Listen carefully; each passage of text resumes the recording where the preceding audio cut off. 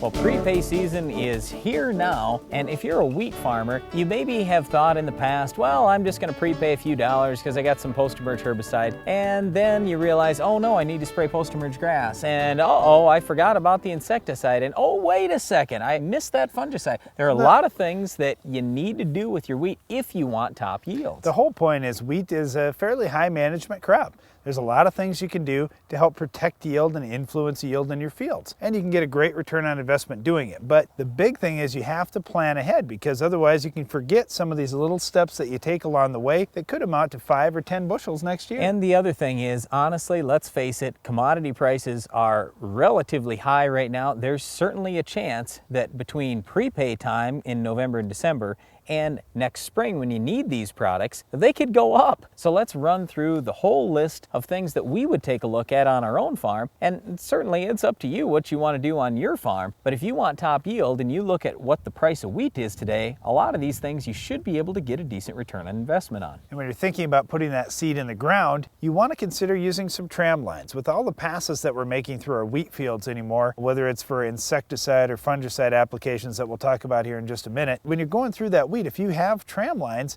you don't have to run over wheat every time. And it makes it so much easier. You know you're not going to have skips out in the field because it's all planned out in advance. And to do it usually takes very little modification to the equipment you're planting. Yeah, the tram line thing we think is just a huge deal because sure, you can call the plane in to do it, but it's a lot more expensive to do that. And then they're subject to, well, when is the wind going to be blowing? When is the rain going to be falling? Like right now, it's starting to get windy. Right, so it's a lot more difficult to get a plane in there as compared to with the ground rig. Hey, you can run today if you own the ground rig and you get an hour or two where you've got the right window. So we love having tram lines out in fields, and it's a step that high yield producers are doing. The other thing that you need those tram lines for is fertility. Let's say that you're going to do some stream barring later on in the season. That's kind of nice to have those paths to go right down. So fertility gets to be a big issue too, and that's something you want to make sure that you're getting the right amount for your crop and also buying it at the right time to get the good discount. Okay, so specifically when it comes to prepaying right now with your ag chemical retailer, you might consider seed treatment. I'd plan for something around $7 there.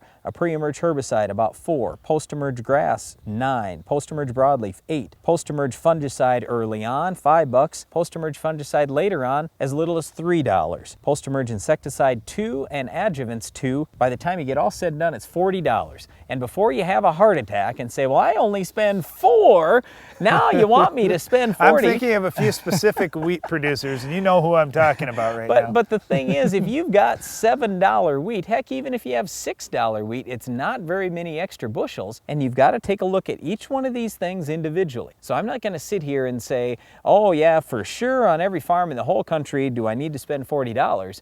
But let's face it, if you can raise 80 bushel wheat, or if you're already raising 50 bushel wheat, to take that extra step to get up to 60, 70, 80, maybe 100, you're going to have to do a few extra things. And you want to make sure that your crop is protected from weeds, insects, and diseases. And the big thing is with your chemical dealer, no matter where you're at, you're probably going to get the same return on investment with each of these products. So you say, well, maybe I'll just prepay for my grass herbicide and my broadleaf herbicide and call it good right now.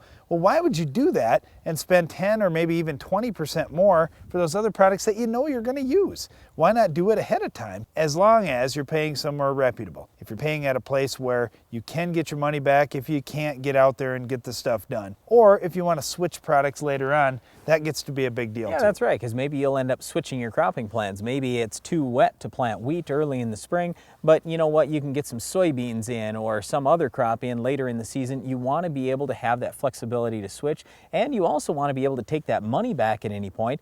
And it sure would be nice if you'd get some interest on that money if you were going to take it back. Well, with wheat, there's so many different options out there too. There's some companies, like Bayer and Syngenta and Dow that are really big players in the wheat market that they may have some tie-ins from one crop to the next as well that you want to take advantage of to save some money on your farm. Our whole point and the reason why we're talking about this today is we just want you to plan ahead on your farm. So whether you're spending $40 or you're spending $15, whatever the case, run through all the different things that you could do on your farm. Prepay for as many of those as possible because it's going to make you more dollars on the farm. And as you're prepaying for these things, make sure you don't forget about our Weed of the Week. We'll show you how to control it coming up later in the show.